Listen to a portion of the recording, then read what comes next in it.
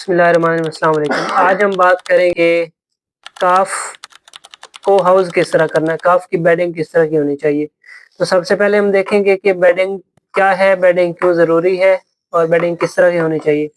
Bedding ये है कि हम काफ को जिस जगह पे रखते हैं डे 1 से लेके उसके वीन और काफ बेडिंग क्या है, काफ बेडिंग ये है कि हम काफ को किस तरह हाउस करते हैं डे 1 से लेकर एंड तक। काफ बेडिंग जो है वो बहुत इंपॉर्टेंट रोल प्ले करती है काफ के आगे उसके सर्वाइवल में और उसके जो है वो स्ट्रेस मैनेजमेंट में।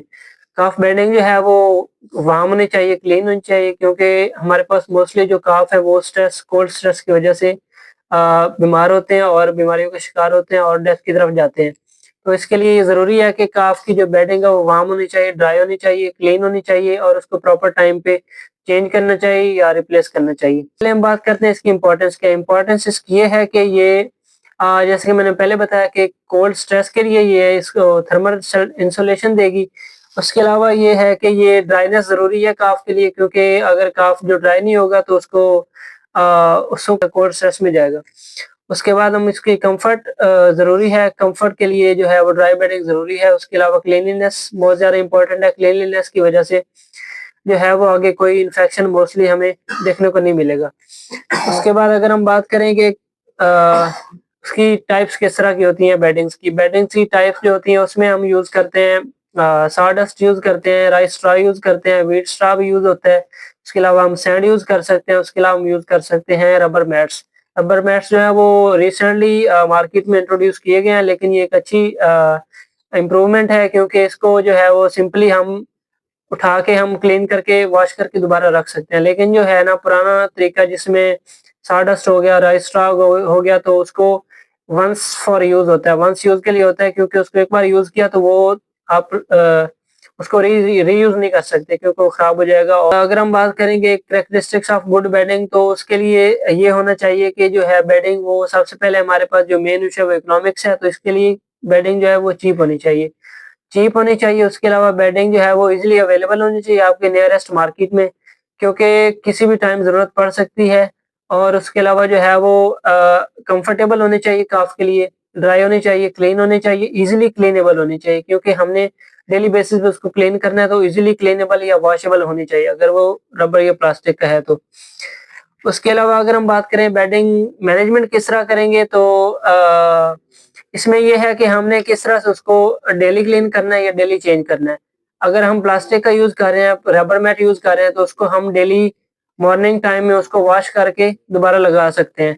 इस तरह से अगर हम सॉडस्ट या राइस स्ट्रॉ वगैरह यूज़ कर रहे हैं, तो उसको जब वो हमें ज़रूरत पड़े कि वो ड्राइनेस उसकी खत्म हो गई है, वो बिल्कुल वेट हो गया है, गीला हो गया है, फेसेस और यूरिन की वजह से या पानी गिरने की वजह से, तो उसको हम चेंज कर सकते हैं, ठीक है।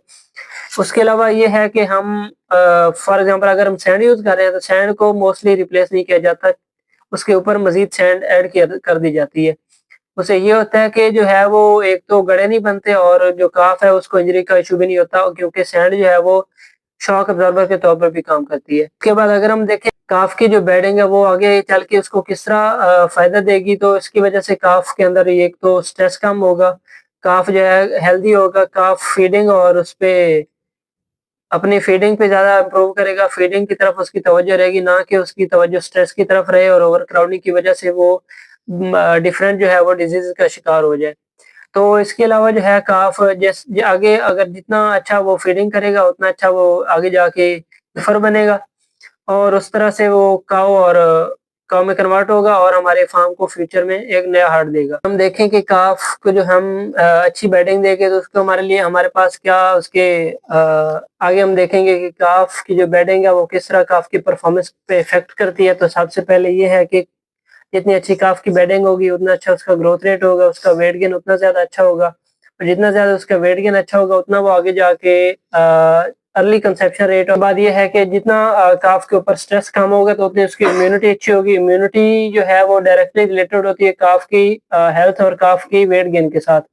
अच्छी काफ बेडिंग जो है वो हमें काफ को डायरिया से, नमोनिया से बचाती है और इस वजह से जो है काफ की इम्यूनिटी बेहतर होती है। जितनी इम्यूनिटी बेहतर होगी उतना काफ का वेट गेन का रेट अच्छा होगा और जितना ज़्यादा वेट गेन अच्छा होगा उतना जल्दी जो है वो काफ ग्रो करके हीफर में और हीफर जो है वो काऊ में कन्वर्ट होगी। काऊ में जब कन्वर्ट होगी तो हमारे पास वो अच्छा कंसेप्शन रेट लेके आएगी और जब वो जो काऊ है वो जब काविंग करेगी या जब पर्चुरेशन उसकी होगी तो हमारे पास एक अच्छी लैक्टेशन वाली काऊ हमारे पास आ जाएगी, जिसकी वजह से फार्म पे मिल्क प्रोडक्शन बढ़ेगी। मिल्क प्रोडक्शन जब बढ़ेगी तो एट द एंड जो हमारे पास है फार्म इकोनॉमिक्स वो इम्प्रूव होगी और उसके अलावा जो है हमारे पास एक अच्छी इनकम हमारे पास आएगी। तो हम अगर ओवरऑल देखें कि काफ बेडिंग जो है वो इम्पोर्टेंट किस तरह से है, तो ये स्टार्ट में जो है काफ को स्ट्रेस होता है, कोल्ड स्ट्रेस मोस्टली होता है, जिसकी वजह से काफ मोस्टली निमोनिया और डायरिया की तरफ जाते हैं। तो अगर हम ड्राई और स्मूथ और कंफर्टेबल बेडिंग उसको देंगे तो इसमें इन चीज़ों से हम बचा सकते हैं काफ को। अलावा ये है कि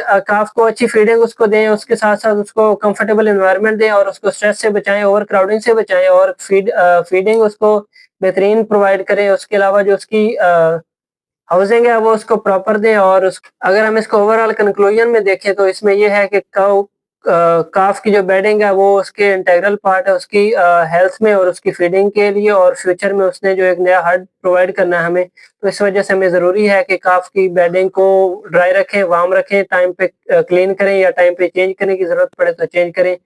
और हमारे पास क्योंकि काफ जो है वो हमारे पास फ्यूचर ऑफ द फार्म है, फ्यूचर ऑफ द हर्ड है, इसके लिए ये ज़रूरी है कि हम उस पे थोड़ा-सा इन्वेस्ट करें ताकि फ्यूचर में हमें उससे फ़ायदा हो। Thank you.